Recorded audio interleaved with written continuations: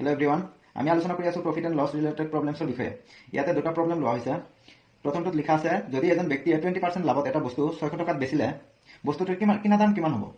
ইয়াতে দিয়া আছে চেলিং প্ৰাইচ, মানে বেচা দামটো দিয়া আছে 600, প্ৰফিট পাৰ্চেণ্টেজ লাভ শতাংশটো দিয়া আছে 20%।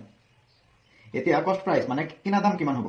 আমি জানো যে cost price equal to 100 divided by 100 plus profit percentage into SP। 100 plus profit পাৰ্চেণ্টেজটো দিয়া আছে 20 ইনটু SP টো দিয়া আছে, চেলিং প্ৰাইচটো দিয়া আছে 600।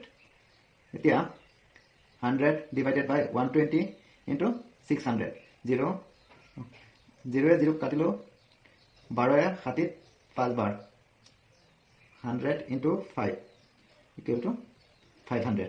এইটো হ'ল আমাৰ কষ্ট প্ৰাইচটো, কিনা দামটো। আকৌ দ্বিতীয়টো প্ৰশ্ন দিয়া আছে, যদি এজন মানুহে 10% লোকচানত এটা বস্তু 900 টকাত বেচিলে, কিনা দাম কিমান হ'ব? দিয়া আছে চেলিং প্ৰাইচটো দিয়া আছে 900, লছ পাৰ্চেণ্টেজটো দিয়া আছে 10%।